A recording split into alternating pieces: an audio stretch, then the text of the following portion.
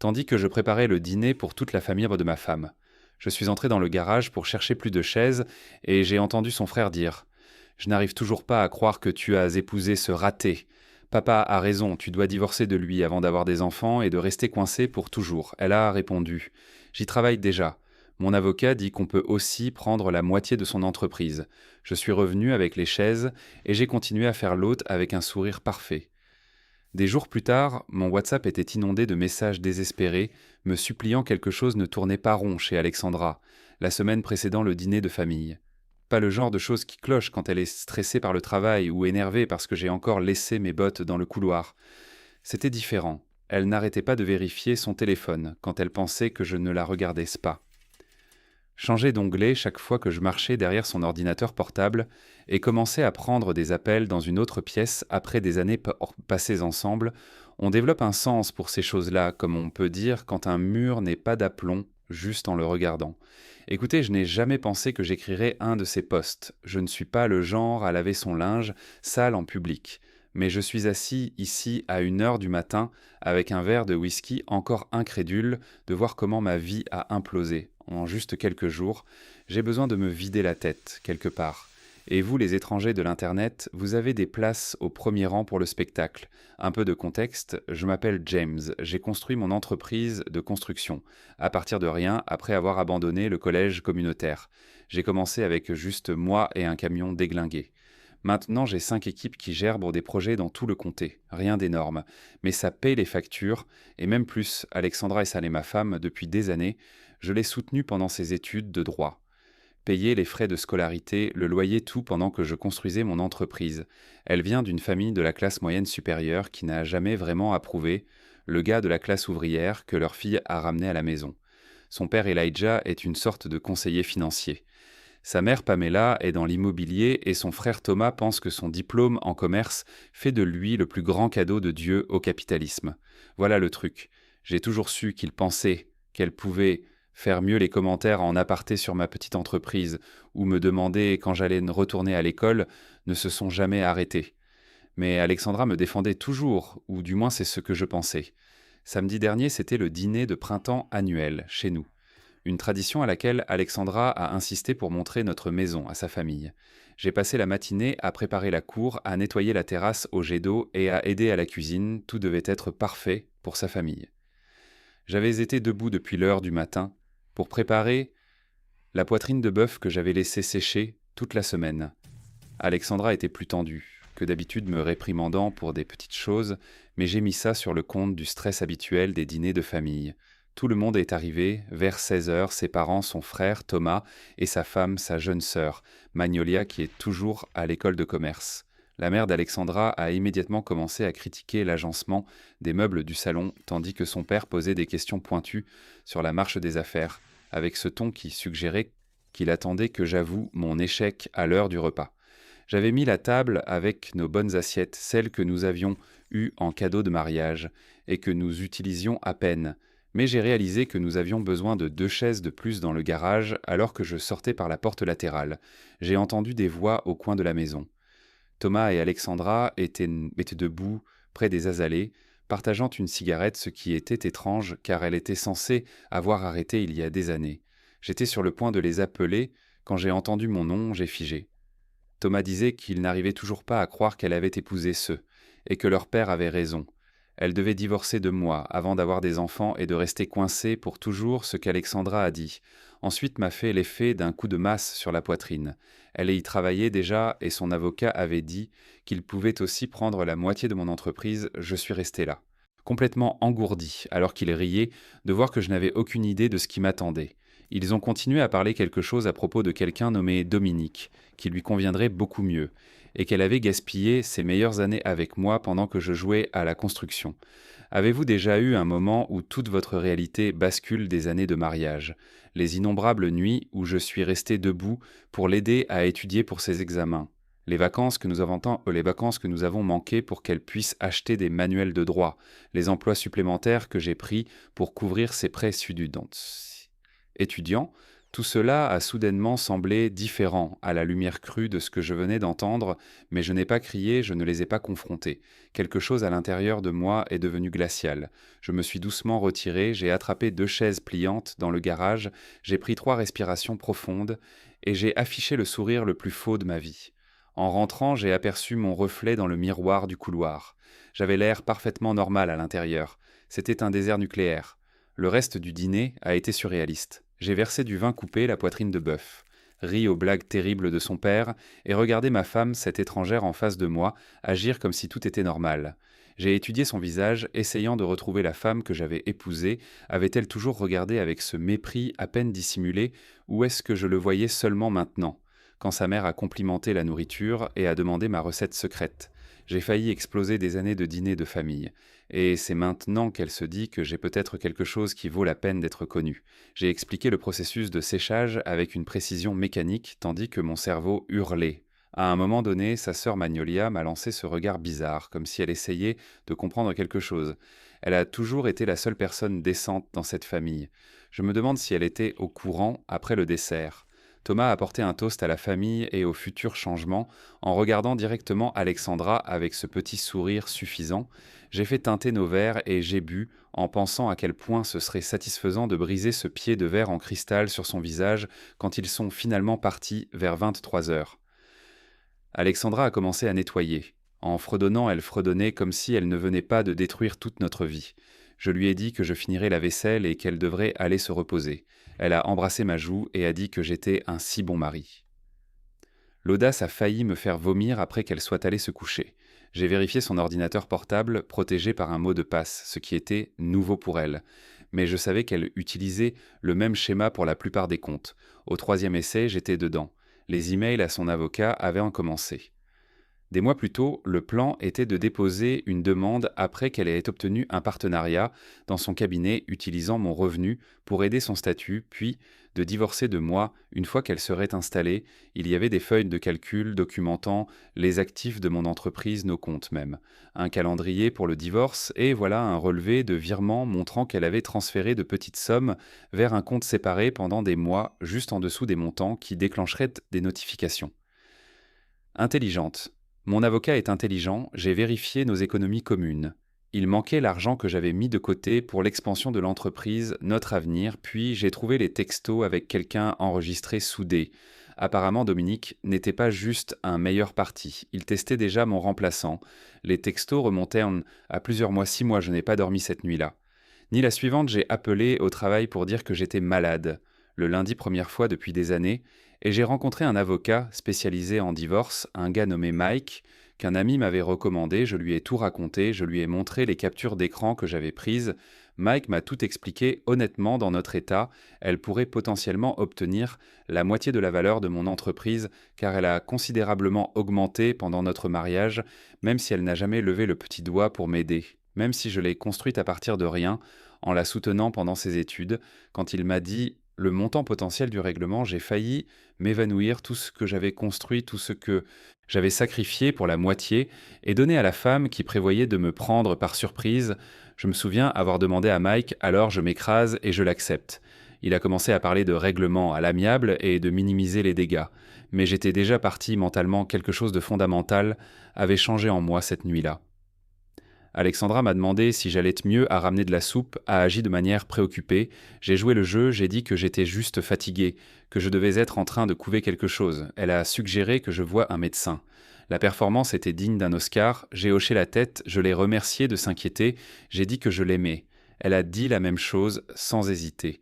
Ces 3 mots dénués de sens tombant de ses lèvres, alors qu'elle planifiait mon exécution financière. Je l'ai regardé faire défiler Instagram alors que nous étions assis sur le canapé, s'arrêtant pour aimer une photo de nous du dernier Noël que sa sœur avait posté. La légende disait #couple goals. J'ai failli éclater de rire, c'était comme vivre avec une étrangère portant le visage de ma femme. Chaque mouvement, chaque mot semblait calculé, avait-elle toujours été? Cette personne avait-je été aveugle pendant 7 ans? Ou avait-elle changé? Est-ce que ça a de l'importance? Voilà le truc. Je ne me suis jamais considéré comme un homme vindicatif quand des entrepreneurs essaient d'un pro de m'escroquer. Je coupe généralement les ponts et je passe à autre chose. Quand des clients ne peinent pas à temps, je m'arrange avec eux. Mais ça, c'était différent, ce n'était pas des affaires, c'était ma vie. Alors que je restais éveillé cette deuxième nuit, la regardant dormir paisiblement à côté de moi. Probablement en rêvant de dépenser mon argent avec Dominique, quelque chose s'est durci à l'intérieur de moi. Une clarté que je n'avais jamais ressentie auparavant. Vous voyez, Alexandra et sa famille m'ont toujours sous-estimé. Ils ont vu les mains calleuses et l'absence de diplôme et ont supposé que j'étais simple. Ils n'ont jamais compris que construire quelque chose à partir de rien demande de l'intelligence, de la stratégie, de la patience. J'ai commencé à passer des appels téléphoniques, le lendemain matin d'abord à ma banque, puis à mon partenaire d'affaires, puis à quelques clients clés à midi. J'avais un plan qui se formait au dîner. Je savais exactement ce que j'allais faire. Alexandra veut la guerre, très bien, mais elle amène un couteau à beurre à un combat à la tronçonneuse. Il ne s'agit plus d'argent.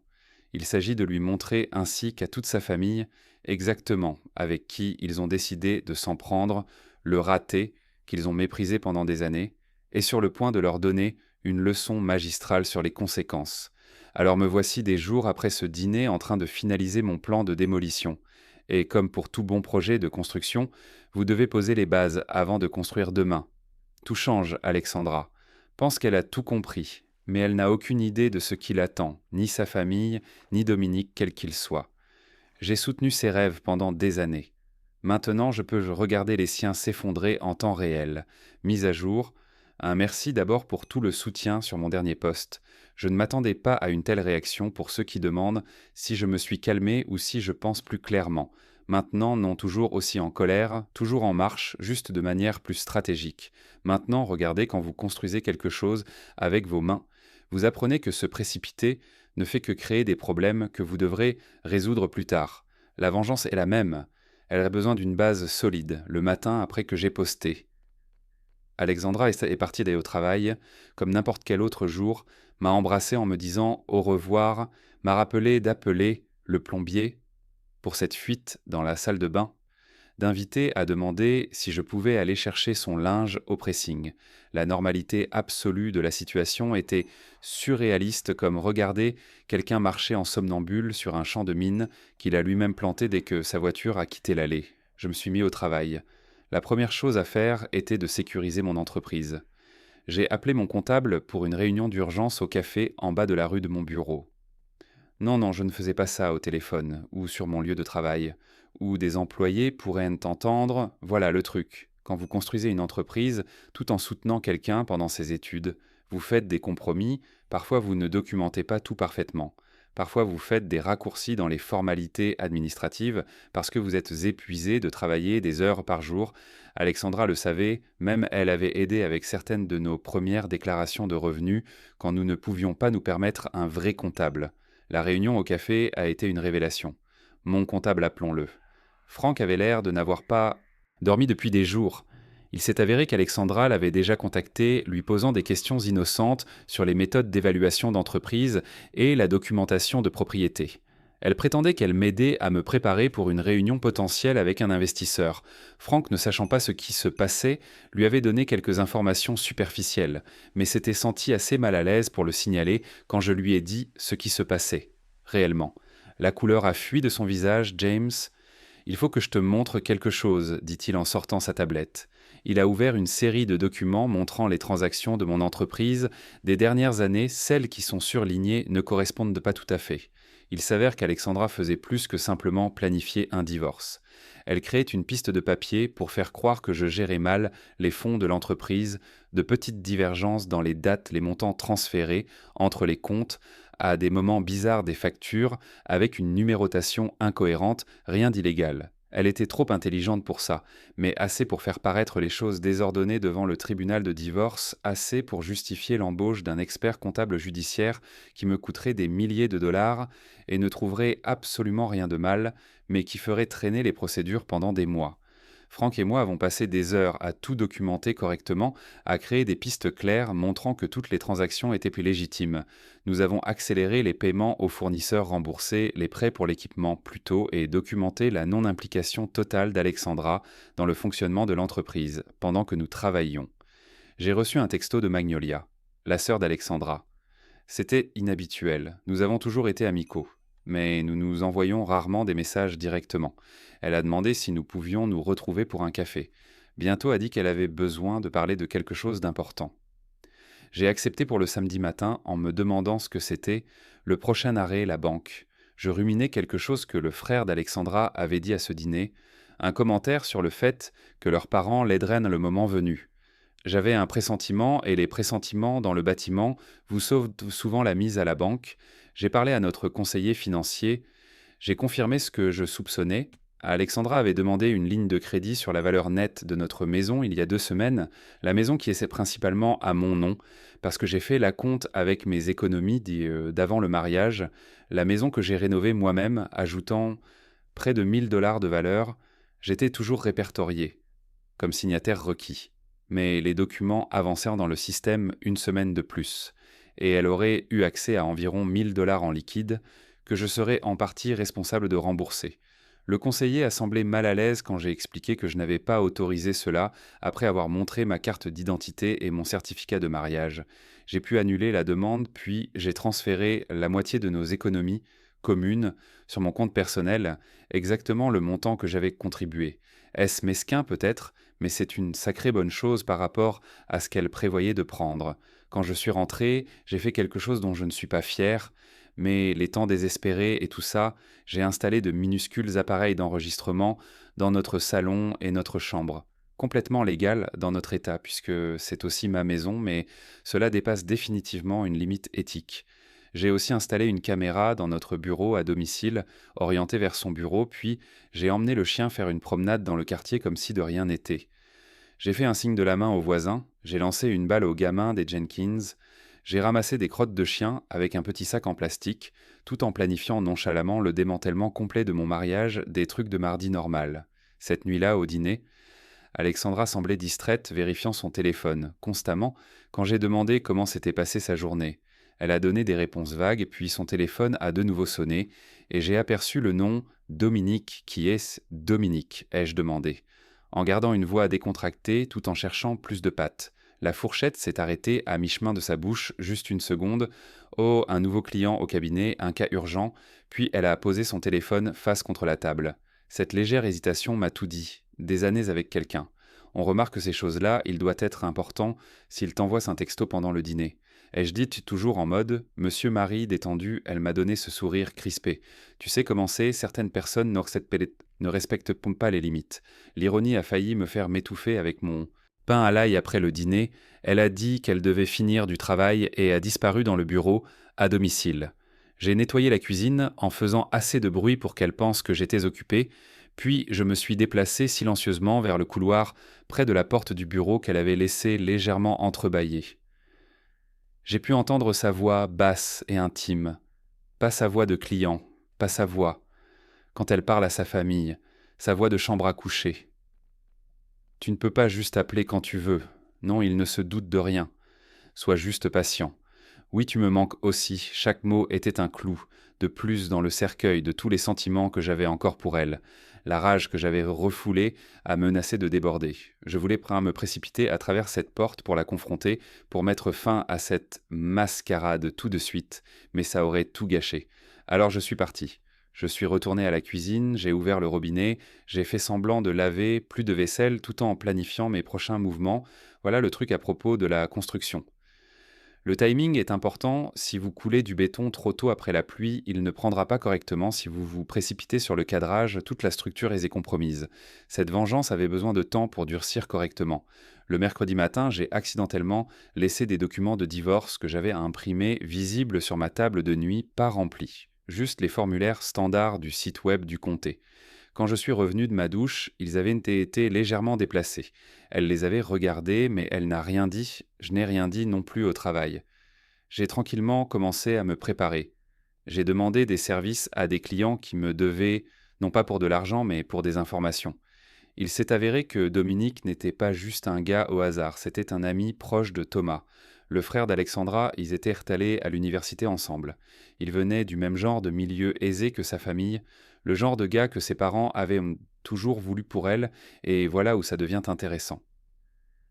Dominique avait été à plusieurs événements de famille que j'avais manqués au fil des ans parce que je travaillais des fêtes d'anniversaire, un voyage de ski, même une croisière à laquelle je ne pouvais pas aller, parce que je terminais un gros projet, le projet qui a en fait établi mon entreprise grâce à une connaissance mutuelle. J'ai appris que Dominique et Alexandra avaient brièvement fréquenté l'université avant que nous nous rencontrions, les pièces du puzzle se mettaient en place.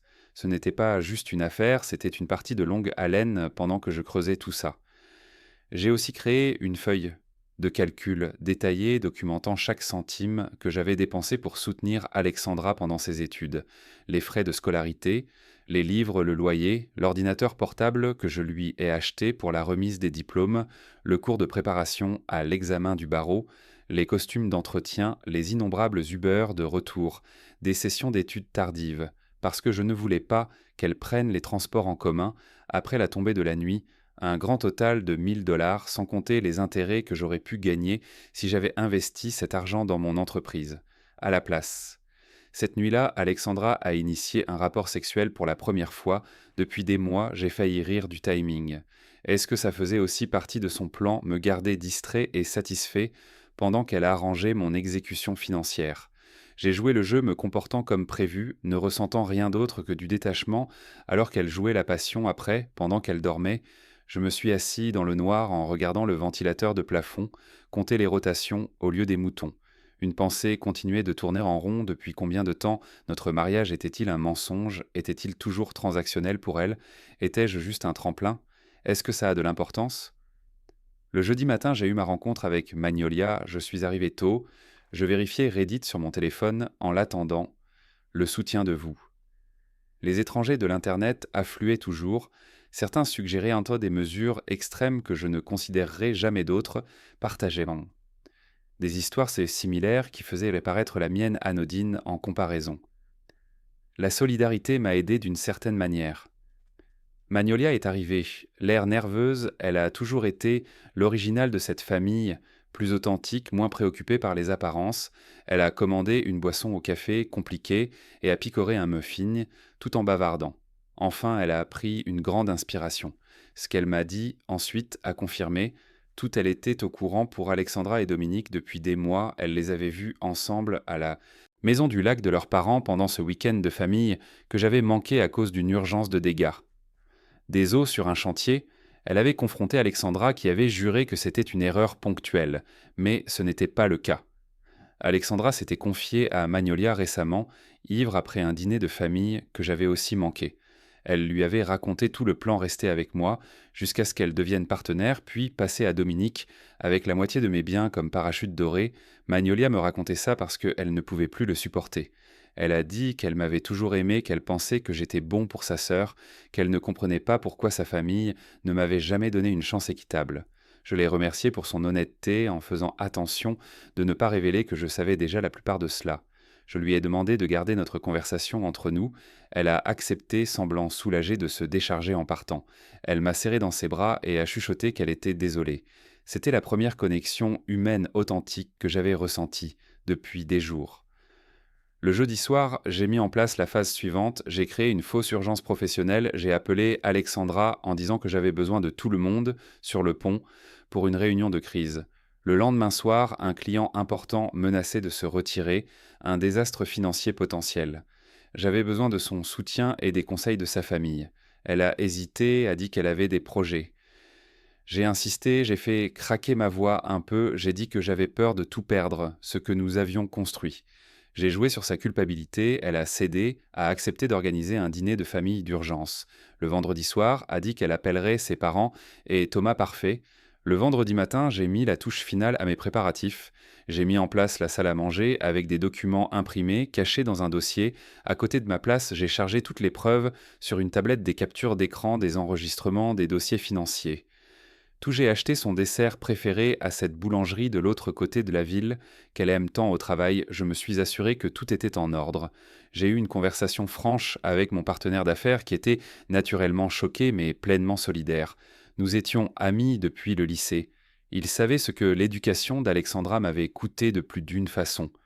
Quand je suis rentré, Alexandra était déjà là en train de mettre la table avec nos bonnes assiettes. Encore une fois, la symétrie ne m'a pas échappé. À un autre dîner de famille et même décor, une pièce entièrement différente sur le point de se dérouler. Elle semblait nerveuse, vérifiant son téléphone constamment.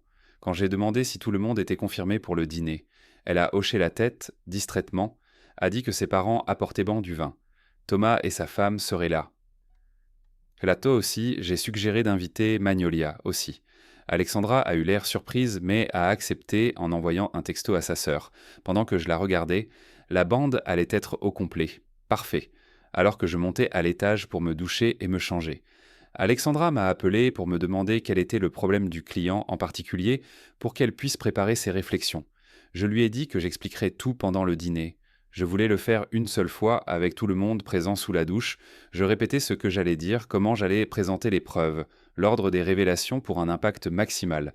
C'était surréaliste, comme si je planifiais une présentation pour la réunion de clients, la savait déjà ce qu'elle disait, la laissait avoir ce dernier moment où elle pensait qu'elle était en contrôle, la laisser rassurer Dominique que tout se passe comme prévu, la laisser croire pendant ces dernières heures qu'elle est la personne la plus intelligente de la pièce. La sonnette a sonné. Alexandra a sursauté, a rapidement mis fin à son appel. Ses parents sont arrivés en premier. Son père apportant une bouteille de vin. Cher comme promis, il m'a serré la main avec cette même prise condescendante, demandant déjà à propos de cette urgence professionnelle, avec une satisfaction à peine dissimulée dans sa voix. Thomas et sa femme sont arrivés ensuite, suivis de plus importantes de tous les temps.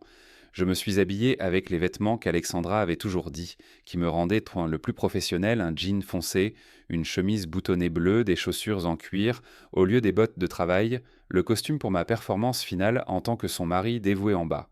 Je pouvais l'entendre au téléphone à voix basse.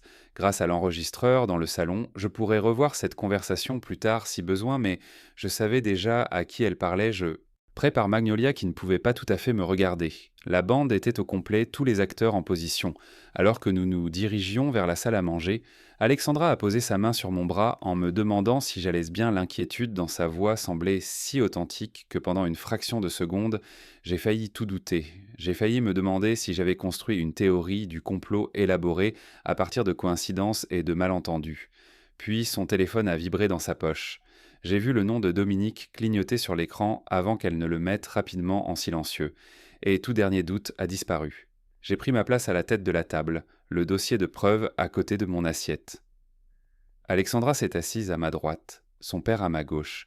La symétrie était parfaite, tout comme le dîner où j'ai découvert sa trahison. Mais maintenant c'était moi qui avais des secrets, alors que la mère d'Alexandra demandait son avis sur le vin. J'ai surpris Magnolia en train de me regarder avec une expression étrange, en partie.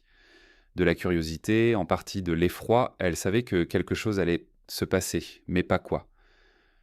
Je me suis levé un verre de vin à la main et tout le monde est resté silencieux.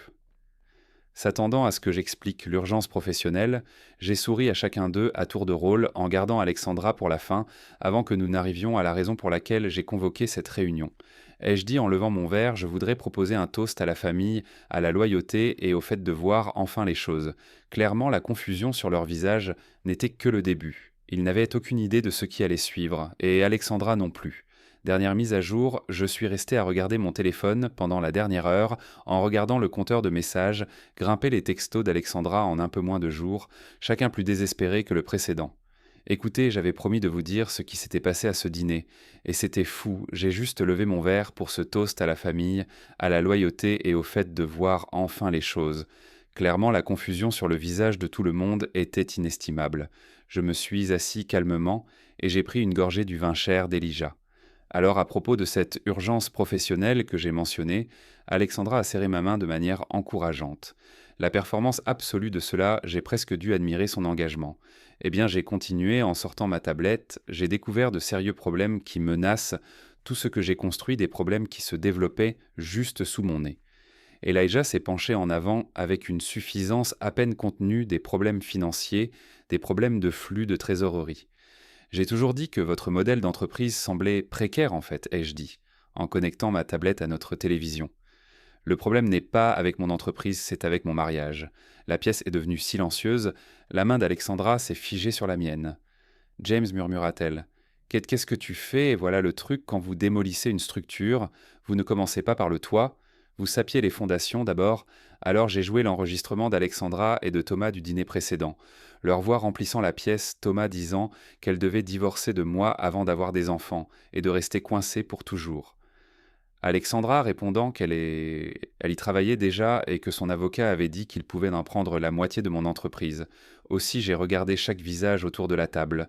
Thomas était devenu pâle. La mère d'Alexandra a couvert sa bouche, la mâchoire d'Elijah. C'est serré.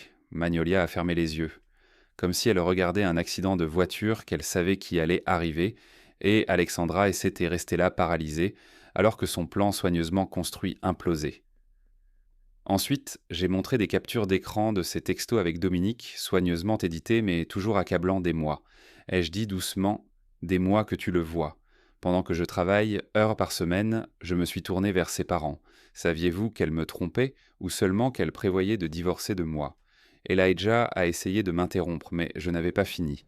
J'ai glissé vers ma feuille de calcul. Chaque centime que j'avais dépensé pour qu'Alexandra fasse ses études, 1 000 $, c'est ce que j'ai investi dans notre avenir. Ai-je dit en construisant mon entreprise à partir de rien, écran suivant la documentation de son compte bancaire secret et la demande de ligne de crédit sur la valeur nette de la maison annulée, et c'est comme ça qu'elle a prévu de me remercier. Le silence était assourdissant, puis 3 choses se sont passées, presque simultanément. Elijah s'est levé, renversant sa chaise. Ce qui est ridicule, Alexandra, nous partons. Alexandra a saisi mon bras. James, s'il te plaît, je peux expliquer.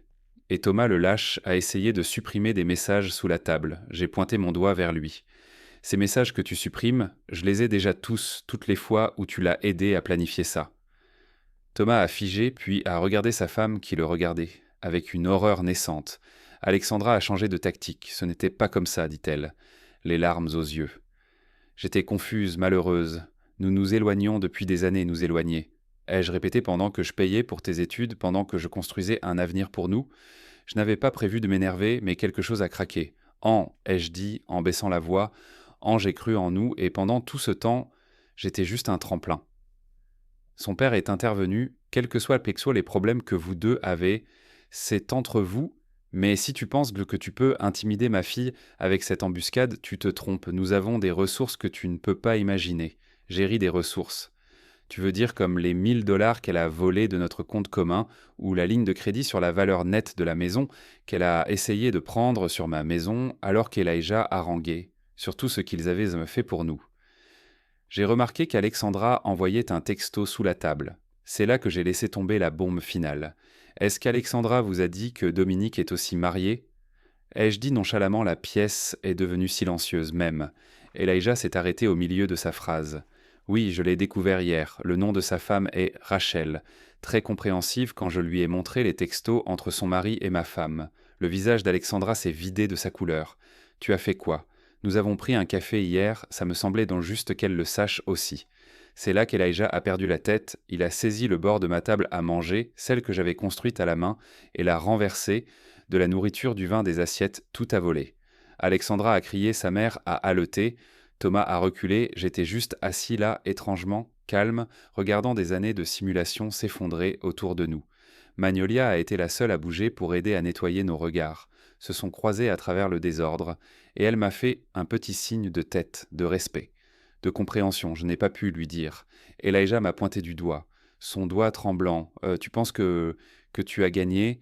Tu n'es rien, tu construis des choses avec tes mains, parce que tu n'étais pas assez intelligent pour l'université. Ma fille a fait une erreur en s'encanaillant avec toi, mais nous allons arranger ça. Je me suis levé lentement, je travaille peut-être avec mes mains, Elijah, mais au moins j'ai construit quelque chose de réel. Qu'as-tu construit à part une famille de menteurs? Il s'est élancé vers moi, a vraiment essayé de me donner un coup de poing. Thomas l'a à peine retenu pendant qu'il proférait des menaces d'avocat. Alexandra, n'arrêtez pas de dire James, s'il te plaît. Parlons en privé. Ce n'est pas comme ça que je voulais. Comment tu voulais divorcer de moi, de prendre la moitié de tout ce que j'ai construit pendant que quelqu'un d'autre? Je secouai la tête. Il n'y a rien à dire, j'ai ouvert la porte d'entrée, je pense que vous devriez tous partir maintenant. Thomas a traîné son père dehors, Magnolia a été la dernière à partir, s'arrêtant à la porte. Je suis désolée, dit-elle doucement. J'ai toujours pensé que tu méritais le mieux. Puis il ne restait plus qu'Alexandra et moi dans notre salle à manger, détruite, où vas-tu aller? A-t-elle demandé, sa voix petite. J'ai déjà une chambre d'hôtel, j'ai dit « Je reviendrai chercher mes affaires demain ». Quand tu seras au travail, tu as planifié tout ça, dit-elle. J'ai appris du meilleur, ai-je murmuré en attrapant mon sac de voyage préparé et en sortant. Tu vas le regretter, a-t-elle crié derrière moi. Mon père ne bluffait pas à propos des avocats. Je n'ai pas répondu. Certaines fondations sont trop endommagées pour être reconstruites. Cette nuit-là, à l'hôtel, j'ai mieux dormi que je ne l'avais fait depuis des mois. Le lendemain, je suis retourné à la maison pendant qu'Alexandra était au travail. J'ai emballé ce qui comptait. Des vêtements, des outils, des photos de famille, les affaires de mon chien. Et j'ai laissé ma clé sur le comptoir. J'avais déjà loué un petit appartement près de mon atelier, je ne me cachais pas, je créais juste de l'espace. J'ai appelé mes employés et j'ai expliqué que je travaillerais à distance en m'occupant de questions personnelles. Pendant 2 jours, je suis resté à l'écart des réseaux sociaux. J'ai ignoré les emails et je me suis concentré sur l'installation de mon nouvel endroit. Mon chien s'est adapté rapidement. Les animaux savent quand quelque chose ne va pas dans une maison. Le troisième matin, j'ai enfin rallumé mon téléphone. Il a immédiatement commencé à vibrer. 47 messages WhatsApp d'Alexandra allant de la fureur à la supplication. Les premiers étaient en lettres majuscules. Comment osais-tu? À tout gâcher. Puis, ils ont changé de ton. James, s'il te plaît, appelle-moi. On a besoin de parler. Et je sais que j'ai fait une erreur, mais on peut s'en sortir. Au message 30, elle négociait. J'irai en thérapie. Je couperai les ponts avec ma famille. S'il te plaît, parle-moi. Le message 45 était simple. Je suis désolé. Les 2 derniers sortants sont arrivés à 3h14 du matin. J'ai tout dit à Dominique à propos de l'argent, des plans de divorce. Il dit qu'on devrait quand même être ensemble, puis il vient d'appeler pour rompre. Il a dit qu'il essayait de sauver son mariage avec Rachel. Je n'ai plus personne maintenant. Je les ai lus sans répondre, ne ressentant rien d'autre que de la fatigue. Ni satisfaction, ni jubilation, juste du vide, comme quand on termine un travail difficile et qu'on réalise que le client n'appréciera jamais le travail. Alors que je faisais défiler, un autre message est apparu. « James, je sais que tu as lu tout ça. S'il te plaît, dis-moi juste ce que tu veux. De l'argent, la maison, je signerai tout ce que tu veux. » Après tout ça, elle ne comprenait toujours pas. Il n'a jamais été question d'argent. C'était à propos de la trahison. 7 années gâchées, un avenir volé. J'ai finalement répondu « J'ai déjà envoyé les papiers de divorce à ton bureau.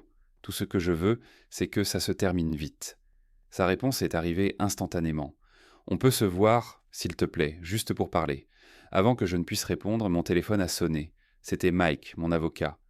Rachel, la femme de Dominique, l'avait contacté après que je lui ai montré les preuves.